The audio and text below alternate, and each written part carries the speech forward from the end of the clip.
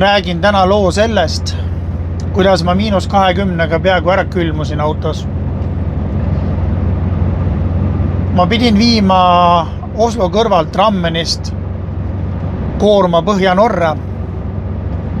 Selleks aga, et Põhja-Norra sõita, peab sõitma läbi Rootsi ja läbi Soome.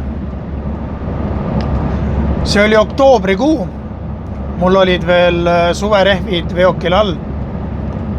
Plaan oligi, et viime selle koorma ära, sõidame Eestisse ja vahetame rehvid ära. Siin Oslo pool ja Rootsis oli ilm väga ilus. Asfalt väljas ja lund ei olnud. Aga Põhja-Soomes oli juba hoopis teine lugu. Lund oli seal juba väga palju. Ja minu õnnetuseks siis sellel päeval langes temperatuur 0 või ütleks tõusis 0. Ja kinni sõidetud lumi on ju tegelikult 0 kraadiga põhimõtteliselt nagu jää peal sõidaks. Rahulikult sõitsin seal umbes 70 kilomeetrit tunnis mööda sirget teed. Ja järsku hakkas keskkoht täiega lappama. Vastu tulevad autod ka juba eemalt nägid ära, jäid seisma, vaatasid, mis ma seal teen siis. Mul viskas ühele teisele, ma ikka päris natukene aega rapsisin, et seda autot uuesti sirgeks saada, aga siiski kaotasin kontrolli ja libisesin vastassuunda kraavi. Soome teed on seal põhja pool sellised kummis ka, nii et keskkoht on nagu kõrgem ja ääred langevad, nii et see aitas ilusti kaasa sellele kraavi sõidule. Aga auto vajus siis 45 kraadise nurga alla ja sinna ma jäin. Helistasin siis ülemusele, rääkisin loo ära. Ülemus hakkas ajama, et saaks Viikingi appi, tõmbab välja mind sealt. Aga kuna selline ilm oli, siis Viikingitel oli tööd väga palju ja kokkulepe sai, et tulevad järgmisel päeval. Mina hakkasin siis otsima, et saaks kuskile hotelli ööseks.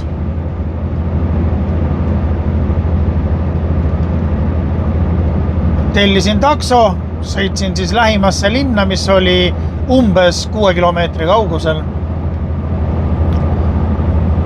Käisin põhimõtteliselt mitu hotelli läbi ja nad olid kõik täis.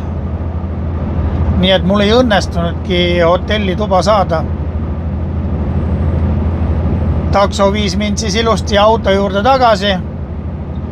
Et mis siis ikka, peab kuidagi autos selle öö mööda saatma. Aga kuna auto oli viltu, kütusepaagi kork oli juba vana, nii et tihend lasi läbi ja siis jooksis kogu see diisel sinna kraavi. Nii et Kero ei saanud ka diislit kätte ja tuba oligi külm. Auto oli ka viltu, nii et ma ei saanud voodis normaalselt olla. Ehitasin siis endale madratsist mingisuguse pesa sinna. Õnneks oli mul gaasipliit ja vett. Nii et ööseks siis tegingi endale gaasipliidiga kuuma vett. Võtsin pudeli kaisu, teki alla ja nii ma seal olin. Sest sellel öösel langes temperatuur -20-ni. Ja ma võin ausalt öelda, nagu väga külm oli, sest seal rauakolaka sees olla. No ma ei tea, väga-väga nõme olukord. Aga jah, nii kui jahe hakkas, siis tegid jälle gaasipliidiga natukene endale sooja vett ja tõmbasid pudelisse ja kaisu jälle. ma ütleks, et selle loo moraal minu jaoks on see, et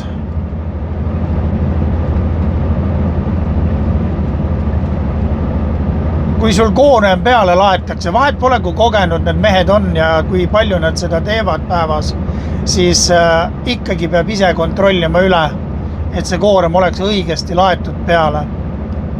Sest minu koorem ei olnud ja raskus oli natukene liiga palju tagapool ja sellepärast see keskkoht oli ka kerge ja hakkas lappama. Ilmselt muidugi, kui oleks olnud väljast päeval -20 poleks midagi ka juhtunud, sest külm hoiab ju ka samamoodi sooja rehvi kinni. Aga näe, minu õnnetuseks ei olnud ja nii see juhtus. Kui mulle peaks elus tekkima sarnane olukord veel, et suverehvidega minna oktoobrikuus Põhja-Norra, siis ma kindlasti ei teeks seda enam. See on liiga riskantne.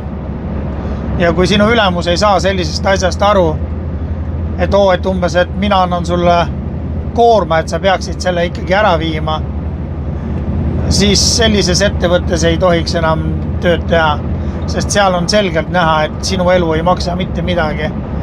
Sest see, et sellel hetkel autot vastu ei tulnud ja ma temaga kokku ei põrganud, oli puhas õnn. Mul on veel mõned lood, nii et kui sul on huvi neid kuulata, siis hakka minu kanalit jälgima ja näeme juba järgmises videos.